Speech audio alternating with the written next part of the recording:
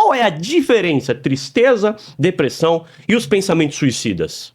Então, pois é. É bem importante você falar isso, porque tristeza todos nós sentimos, né? Isso. Em algum momento da vida, por situações variadas. É uma emoção natural do ser humano, né? Diante de uma perda, ainda a gente tem estigma na procura pelo psiquiatra. Tá. Né? Eu brinco que eu sou a última da fila, já passou por um monte de gente até chegar até mim. No ar, mais uma edição do Tropicast, o podcast da Tropical. Recebendo sempre convidados incríveis. Obrigado, Fê. Obrigado, Renata. Press for You, trazendo esses convidados super legais aqui, super importantes pra gente. E hoje falando do Setembro Amarelo, doutora Cíntia Saide, psiquiatra. Que chique! Tudo bem, doutora? Tudo bom, Fabinho? Um prazer estar aqui com você. Prazer é meu. Primeiro podcast que você vai. Primeiro, Vou te minha chamar de estreia. você, tá? Claro, por Porque favor. você é muito jovem, muito jovem. Se não, te chamo de senhor também. É assim comigo. Não é? É verdade. Primeira vez, então que seja o primeiro de muitos, viu? Muito obrigada. Espero que sim. Muito importante a gente falar do Setembro Amarelo dedicado à prevenção do suicídio. Isso. Tema muito importante que a gente vê assim, Novembro Azul, Outubro Rosa, tal, com temas ligados a câncer de mama, câncer de próstata, que não existe, creio eu, se eu estiver errado você pode me corrigir, mas eu acho que não tem prevenção para o câncer de próstata ou prevenção para o câncer de mama. Agora, o suicídio pode ter prevenção. No meu ponto de vista, eu acho que, na verdade, para tudo a gente pode tentar, sim, buscar prevenção. Porque eu fico pensando, né, a medicina... hoje, eu acho que a gente tem que abrir mais, ampliar mais a tarefa e a importância da medicina no sentido de promoção de saúde, prevenção e lá na frente cuidar da doença que for aparecendo. Sim. Né? Porque talvez a gente foque muito nessa história do cuidar da doença, né? Mas tem esses passos anteriores que eu entendo que são primordiais. Eu falei assim, no caso do câncer de próstata, eu sei que tem a questão dos hábitos alimentares, mas nem todo câncer de próstata, creio eu, que ele é prevenido, porque pode ter um fator genético, assim como o câncer de mama. Agora, quando a gente fala do suicídio, aí sim, ele pode ser, né? Até se a gente for pensar, né, essa coisa da genética, se a gente pensar hoje, o conceito de genética está muito mais amplo. O genética deixou de ser destino, necessariamente, né? Então, a epigenética, que é a ciência que estuda tudo que atua sobre a genética, é extremamente importante. Aí entra o que você está falando, de estilo de vida e de toda a interação que a gente tem ambiental. Então, todos os pilares são importantes. Alimentação, sono, contaminações, relações que a gente estabelece com o outro, né? Níveis de estresse que a gente desenvolve ao longo da vida, ao longo de processos que a gente tem que enfrentar. Então, atividade física, que vocês estavam até falando um pouquinho sobre isso. Sim. Então, assim, várias coisas, vários pilares podem nos auxiliar a lidar até mesmo com a nossa genética. A gente estava até falando fora do ar, né? Já falei algumas vezes aqui no podcast, inclusive já trouxe especialistas na área. Eu fui diagnosticado com 2 anos de idade com retinoblastoma, que é um tumor na retina, que ele é causado por um defeito genético, porque eu carrego esse defeito genético, então eu tenho predisposição a outros, né, cânceres durante a vida, e por isso eu tenho que fazer acompanhamento, e aí eu procuro, né, buscar uma vida saudável, e aí tudo isso que você falou, né, de questão de alimentação, sono, apesar que eu não tô dormindo, tô trabalhando muito, precisava dormir mais, essa loucura aqui de São Paulo. Mas vamos lá, a nossa pauta, que é o suicídio, né? Acho que todo mundo conhece alguém, seja distante ou próximo, que teve um filho, um irmão, alguém que cometeu, né, o suicídio. Queria que você falasse sobre a importância dessa data, desse mês, né, que foi criado. Acho que não tem muito tempo, ou já existe há bastante tempo, o Setembro Laranja. Setembro Amarelo? Amarelo, perdão. O Setembro Amarelo na verdade, assim, a gente tem um dia internacional de conscientização sobre o suicídio, 10 de setembro, né? Mas a Associação Brasileira de Psiquiatria realmente lançou essa campanha, se eu não me engano, em 2011. Tá. E aí, a partir de então, cada ano o tema é renovado, se traz um novo slogan, uma frase de impacto para a gente trabalhar as questões, que eu acho que é bastante importante esse primeiro passo, que é a conscientização, né? Eu acho que as campanhas servem muito para isso, para a gente começar a conscientizar e tratar do assunto para poder informar, né? Então é de grande validade essa campanha, que é só um mês, que eu fico pensando, né? Deveria ser todos os dias. Exatamente. Mas vamos lá, né? E muita gente não leva a sério a questão da depressão, né? Porque, acha que a pessoa, né?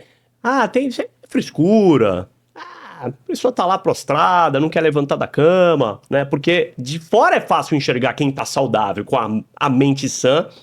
Talvez é fácil enxergar de fora, né? Mas o problema é quem tá ali, naquele lugar ali. Acho que só quem tá ali pra entender, e você, profissional da área, pra poder entender aquela mente ali. Eu queria que você explicasse a diferença de depressão, de tristeza, porque de repente, né, a gente fica, né? Tem dia que a gente tá super feliz, eu sou assim.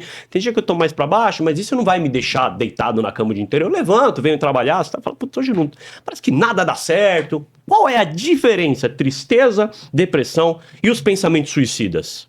Então, pois é bem importante você falar isso, porque tristeza todos nós sentimos, né? Isso. Em algum momento da vida, por situações variadas, é uma emoção natural do ser humano, né? Diante de uma perda, um luto, uma demissão, um divórcio, uma mudança, os filhos saírem de casa, a gente pode ficar com várias tristezas na vida, mas a tristeza é algo que tem uma finalização, assim. Você fica triste alguns dias, e daí você retoma as suas coisas, acontece uma coisa legal, animadora, e você volta à sua vida cotidiana. Ok. Não persiste de forma importante e intensa, né? Quando essa tristeza passa a ser uma tristeza arrastada, que vai persistindo por mais tempo, que nada que aconteça ao seu redor parece que te anima ou te faz sair daquela sensação, daquela emoção e até daquele sentimento, vale você parar para pensar, será que isso tá ok? A gente parar para pensar, a depressão traz como sintoma uma tristeza mais profunda e mais persistente, né? Que mesmo diante de coisas fabulosas, incríveis, animadoras da nossa vida, parece que ela não sai dali. Se a gente for parar para pensar, a tristeza poderia ser assim, um dia que a gente abre a cortina e olha lá para fora e vê um dia nublado, né? Dali a uns dias você sabe que aquilo ali vai melhorar, vai acontecer alguma coisa. Agora, a depressão é como se fosse uma nuvem negra instalada na sua cabeça, o tempo uma todo. nuvem pesada, assim, no sentido de, olha, vem por aí tormentas, né? E que não sai. Para onde você for, aonde você estiver, está junto com você, né? Então, é algo ali que é mais difícil mais persistente. de se brigar com ela. Entendi. Mais persistente, né? A pessoa pode, como a gente falou, né? Um dia não tá muito legal, hoje eu não tô a fim de sair de casa, eu não tô bem, hoje eu vou ficar aqui, vou ficar deitado, mas amanhã você levanta e tá tudo certo. Fala, nossa, hoje eu tô ótimo, né? Isso. Mas o problema é a persistência. Isso é um sintoma clássico da depressão? Tristeza é um sintoma clássico da depressão, mas não necessariamente a gente visualiza tristeza no outro. Eu costumo brincar assim, Fabinho, se depressão causasse feridas horrorosas na pele, ninguém ia deixar de enxergar que aquilo é um grande problema. Exato. Como não é visível assim, muitas pessoas vivem aquela tristeza sem compartilhar, sem demonstrar.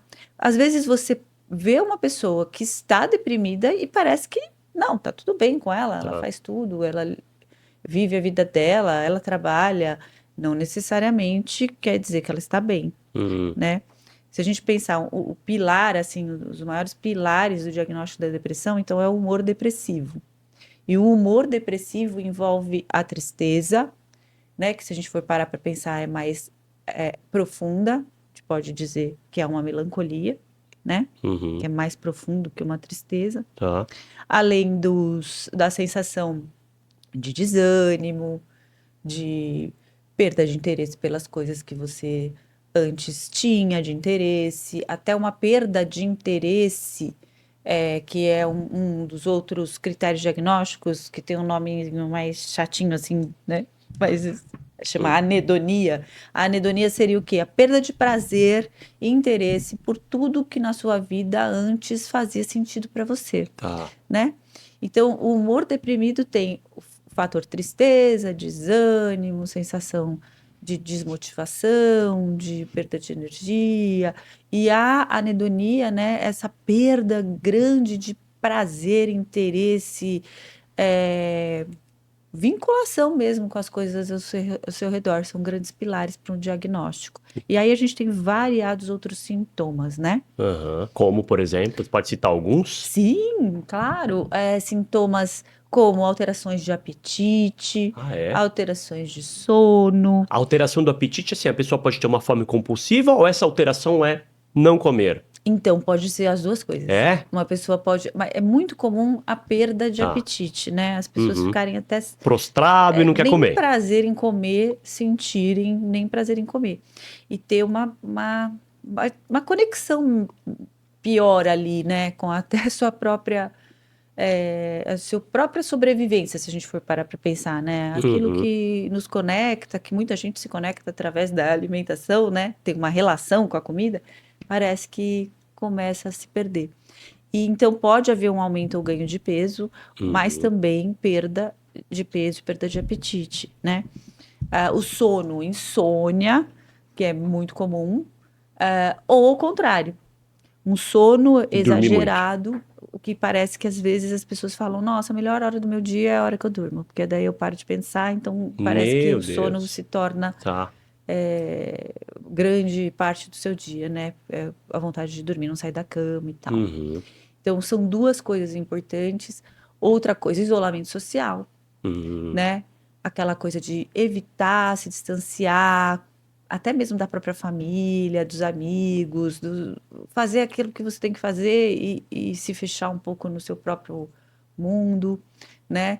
Cansaço, fadiga, a sensação de falta de energia grande, que você não sabe por que aquilo está acontecendo, lentificação do pensamento, ou até agitação dos seus pensamentos, várias ideias ao mesmo tempo, sensação de dificuldade de tomada de decisão.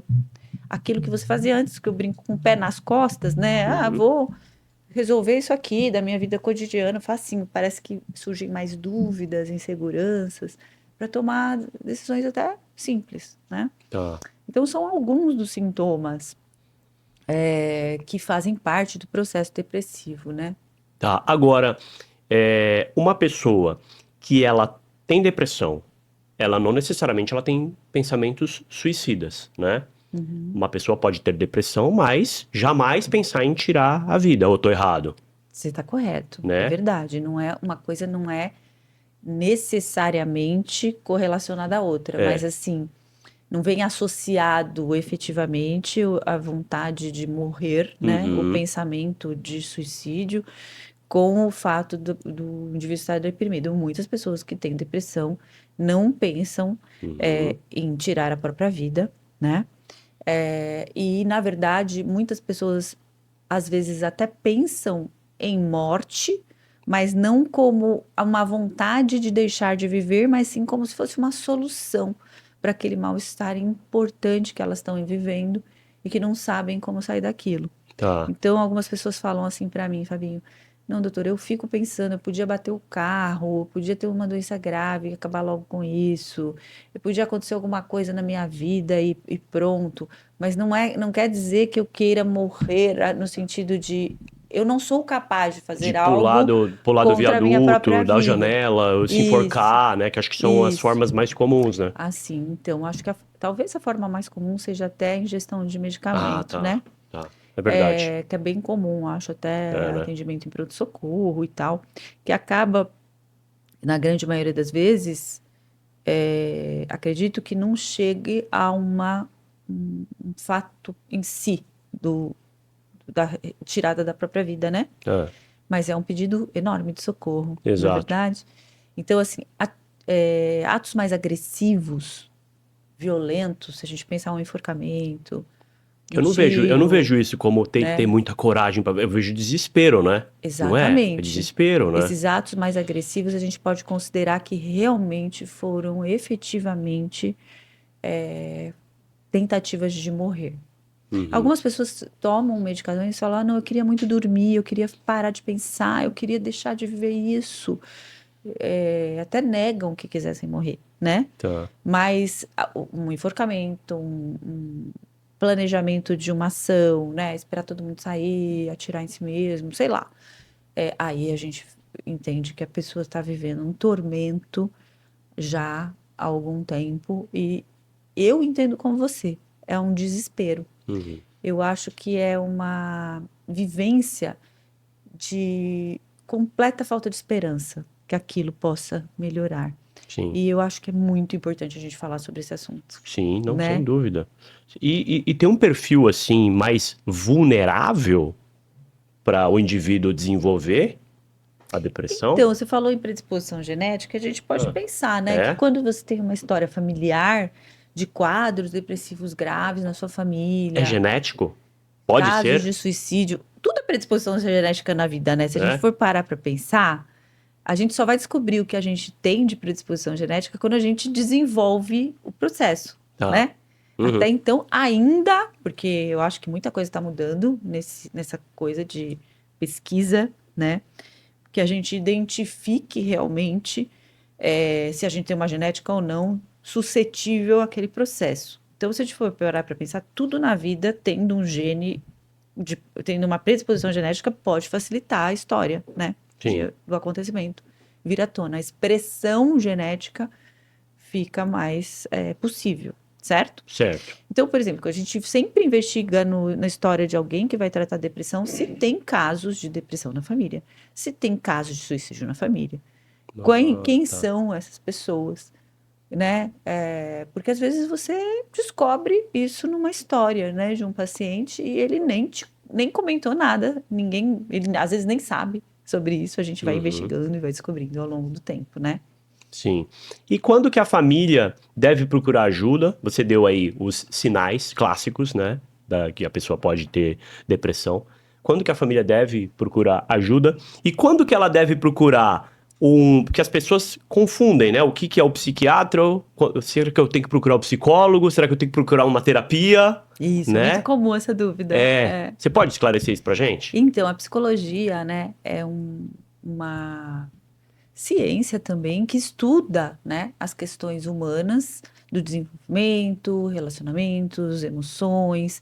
Temos vários teóricos aí que desenvolveram linhas de psicoterapia. Então, uma coisa é a psicologia, outra coisa é a psicoterapia, que é uma abordagem sistematizada, que segue algumas linhas específicas para lidar com todo aquele mundo, né, emocional, interno do indivíduo. A psiquiatria é uma especialidade médica, né? Sim. Então, o psicólogo não é médico, não, certo? Ele pode ter as duas faculdades, né? Ele pode ser psicólogo, né? E estudar medicina e ser psiquiatra, né? Isso. Que não é comum, né? Isso, pode acontecer sim, né? Ter as duas formações, mas a psiquiatria é uma ciência médica. Sim. Né? Então, eu costumo dizer assim, até quando eu atendo crianças ou pessoas mais jovens, na minha vida profissional, que eu falo que a psiquiatria é o campo da medicina que trata emoções, pensamentos e comportamentos. Então, dentro disso, a gente tem muita coisa, né? Então, é uma ciência, né, que vai estudando e buscando a compreensão se existem sintomas, se esses sintomas fazem critérios para serem levantados diagnósticos clínicos. E se o diagnóstico, de acordo com a sua expressão ali na vida daquele sujeito, inclusive se existe um prejuízo no funcionamento, deve ser tratado. E tratado muitas vezes com medicamentos. Tá. E associado a processos que eu falo que não é muito complicado você tratar só com remédio. Eu não acredito que essa seja a melhor forma de abordagem.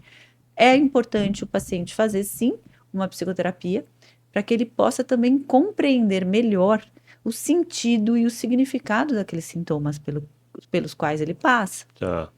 Né? O processo de autoconhecimento sempre vai auxiliar muito no tratamento. Então, eu falo que é uma complementaridade, né? Os tratamentos precisam ser complementares, e por isso que é muito importante que haja uma sintonia ali, uma comunicação entre os profissionais envolvidos em cada caso. Tá, e aí ele procura, no caso, uma mãe que tem um filho nessa situação, se identificou com os sintomas que você falou, ele deve procurar primeiro um psicólogo, um psiquiatra, porque eu acredito que um profissional vai indicar o outro profissional, assim como você está falando sobre a psicologia, sobre a psicoterapia, né? Isso é verdade, a gente espera isso. Mas às vezes o encaminhamento para o psiquiatra demora mais do que precisaria demorar. Sim, porque infelizmente eu falo que ainda existe bastante estigma. Melhorou muito, né, gente? Eu sou formada há 30 anos.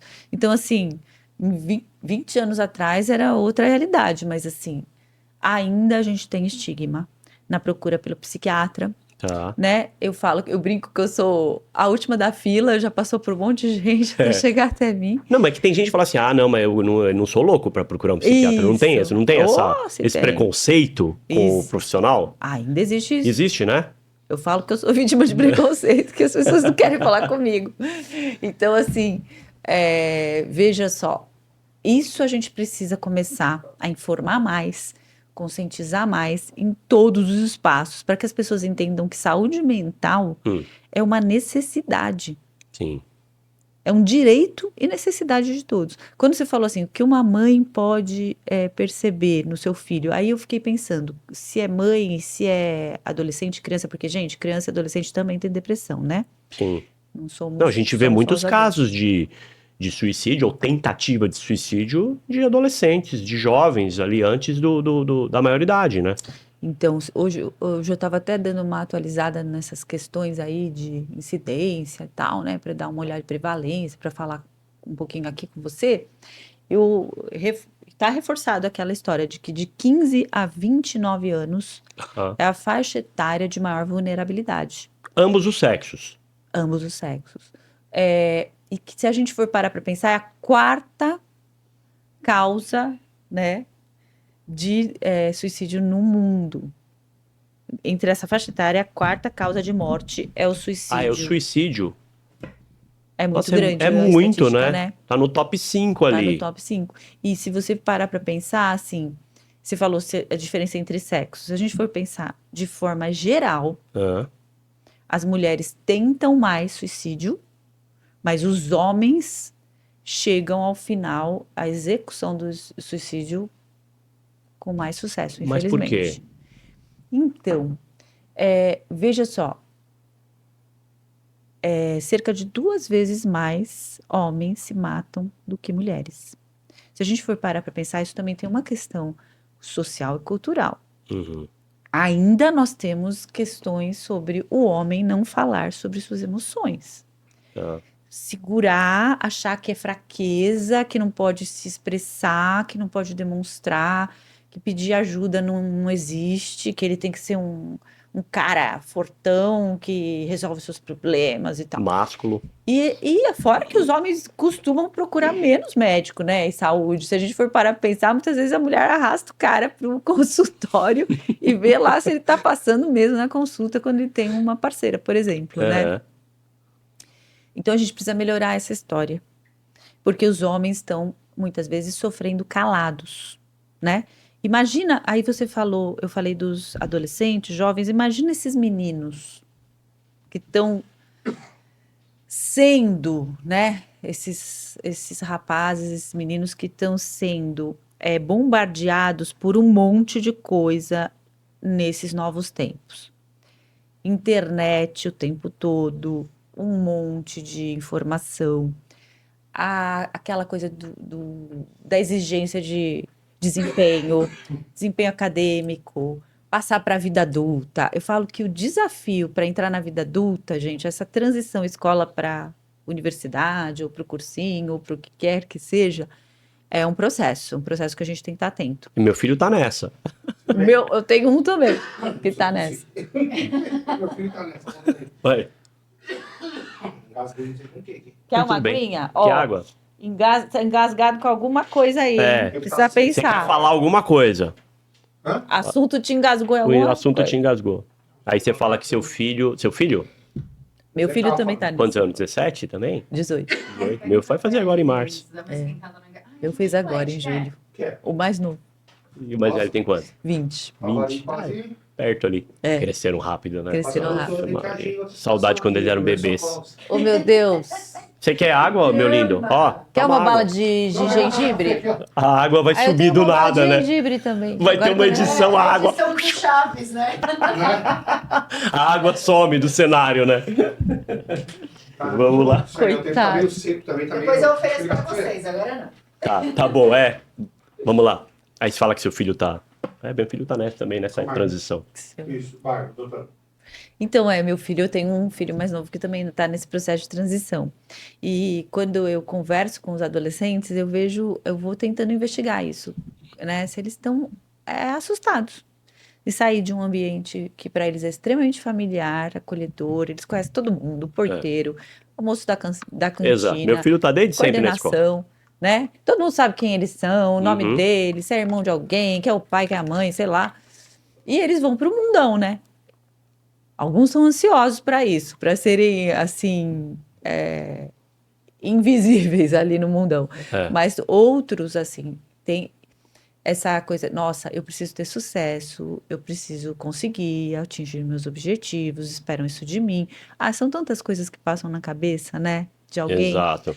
E aí a gente pensa essas exigências, essas pressões, os medos de não contemplar, né, o que é esperado deles, a decisão, eu não sei o que eu quero fazer da vida, eu tenho que decidir. Então, são tantas coisas. O cyberbullying, as exposições, né, a participar de um grupo, participar de, né, ser aceito. Tem tanta coisa que a gente passa na juventude, se a gente pensar a adolescência hoje está se estendendo mais também, né? Vai até os 24? Uns 22, 24, com certeza. E então existe também uma questão ali a lidar com as frustrações. As famílias precisam estar atentas a tudo isso, porque às vezes pode parecer assim que tá tudo bem, não, ele só gosta de ficar no quarto sozinho, né? Mas será que tá tudo bem mesmo nesse isolamento?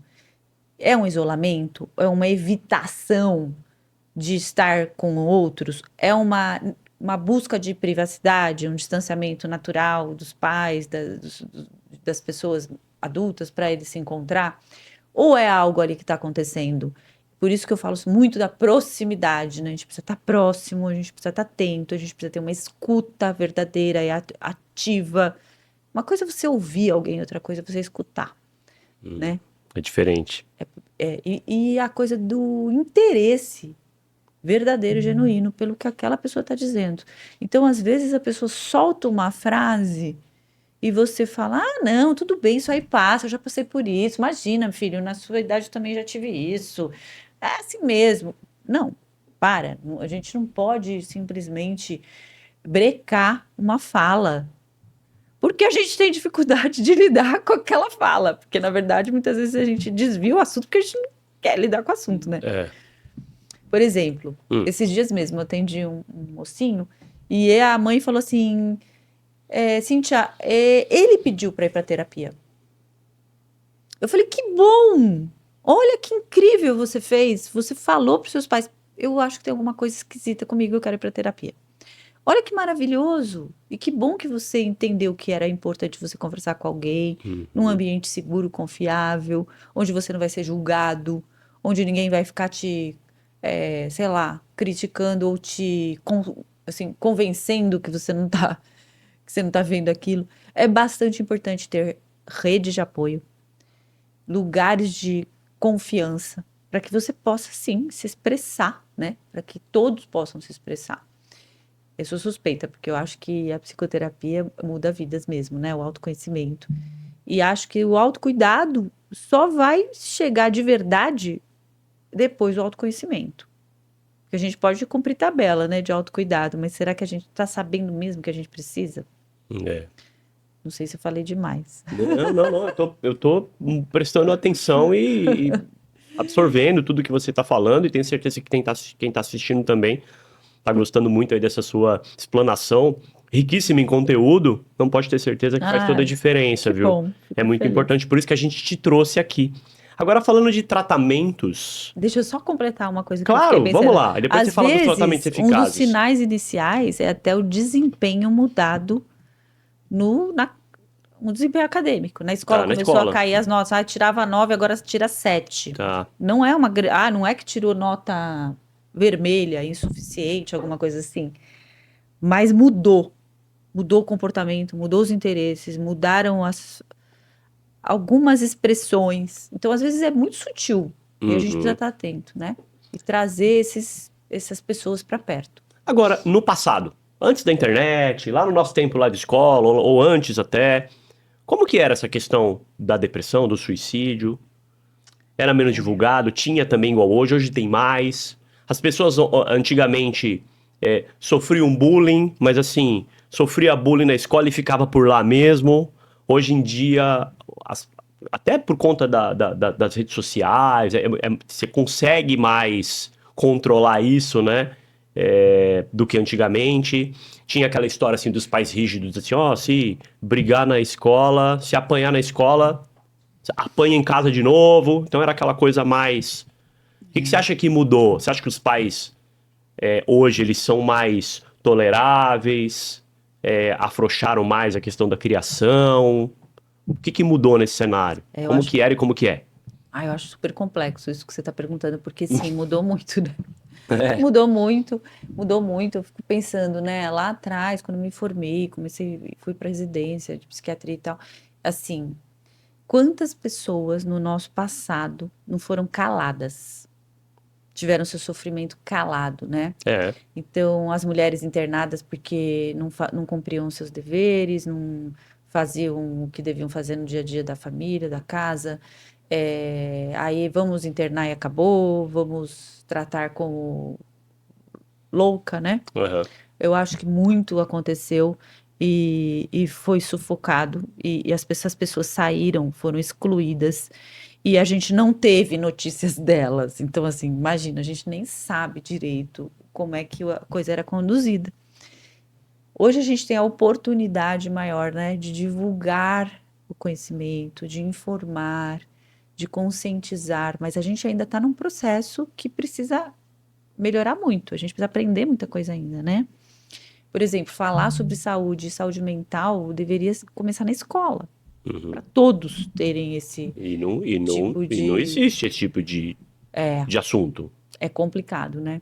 Então você vê, às vezes até as instituições têm muita dificuldade em lidar com o fato acontecido dentro, né? A gente sabe de algumas coisas aí que aconteceram, foram divulgadas em mídia e tal. Como é que as instituições estão trabalhando? Os meninos e meninas que estão ali vendo o que aconteceu com o seu colega, sabendo o que aconteceu com o seu colega.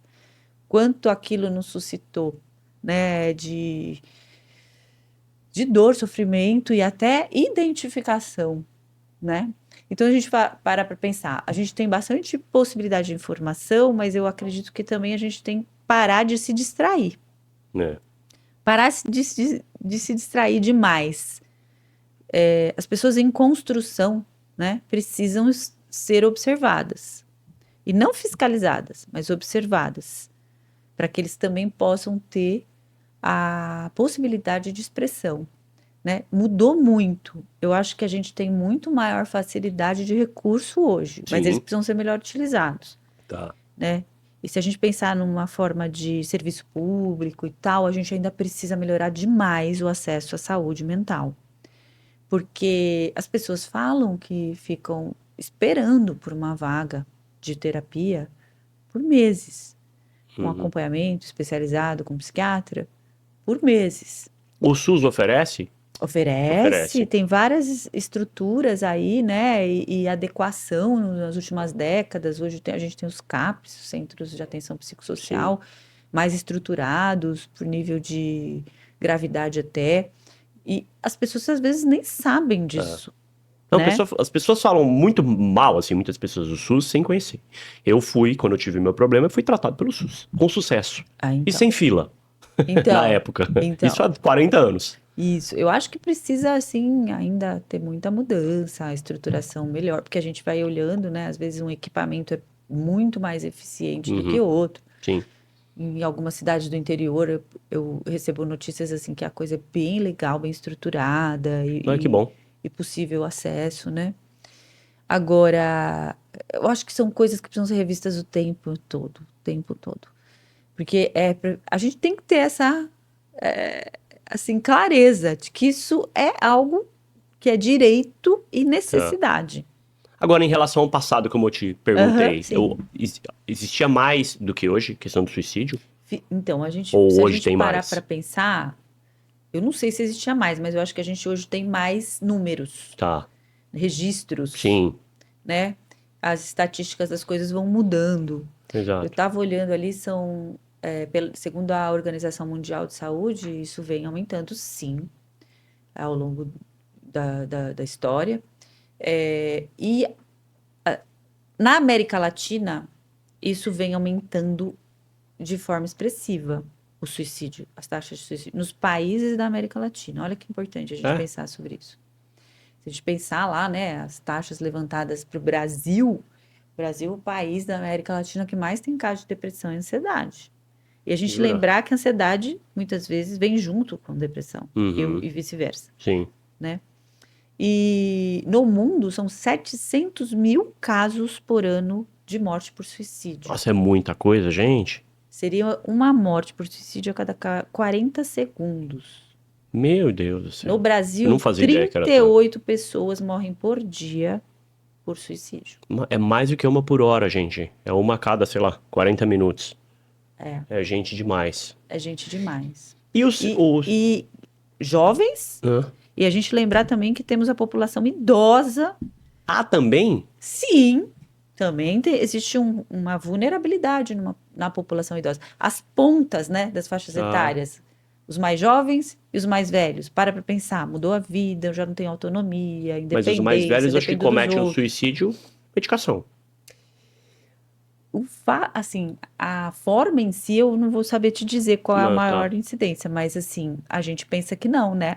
Tá triste, vai passar, coisa da idade, né? Como é que a gente não viu que é uma depressão grave, séria e que de repente precisa ser tratada? Não importa a idade, né? Entendi. E os tratamentos mais eficazes? Então, hoje se considera, sim, que são os tratamentos especializados, né, com profissionais capacitados e que sejam treinados, inclusive, para fazer o diagnóstico. O médico, o psiquiatra é o especialista desta área. É aquilo que você falou, que são as 3 pontas ali, o psicólogo, o psiquiatra, e aí você disse que o psiquiatra é sempre o último a ser procurado, né? Ele deve ser o primeiro? Olha, a meu ver, no mínimo, não deveria demorar muito para encaminhamento para ele. Para o encaminhamento para ele. Porque eu acho que passar pelo clínico, passar pelo ginecologista, passar pelo neuro, pode deixar isso ser um pouco... Não que os outros médicos não possam tratar uma depressão leve, né? Mas podem fazer a primeira abordagem, tratar, identificar os outros médicos clínicos, generalistas, podem dar esse primeiro atendimento. Mas ao perceber que aquilo não evolui de forma adequada, tem que caminhar para o especialista. Um clínico geral, de repente, encaminhar para o especialista. Né? Legal. Temos que encerrar, né? Acabou o nosso tempo? Doutora, para a gente fechar, Setembro Amarelo vem fazendo a diferença? Eu acredito que sim. Eu acho que de fato é um importante marco, né? Buscar falar sobre o assunto e ter um mês para a gente poder fazer isso. E pensar que falar sempre vai ser o melhor caminho. Falar sobre o assunto, procurar ajuda. O tema desse ano é se precisar, procure por ajuda, mas errei, vamos lá. Se precisar, procure por ajuda, né? Mas eu acho que às vezes as pessoas não sabem se precisam. Então, falar sobre o assunto é necessário. Tá. Né? Legal. Poxa, foi muito importante sua vinda aqui. Acho que a gente tem que marcar a parte 2, porque tem muita coisa pra gente falar, Muito né? assunto, Vamos né? marcar a parte 2 pra gente não deixar essa pauta tão importante esfriar, porque como você falou, né? É um mês, mas a gente tem que falar disso o tempo todo, todos os dias. E realmente acho que falta a campanha, né? Do poder público, eu acho que da conscientização sobre esse assunto tão importante. Verdade. Obrigado, doutora Cíntia Said, com Y, muito chique, psiquiatra que abrilhantou aqui, acrescentou muito pro Tropicast. Muito obrigado. Nas redes sociais, procura por?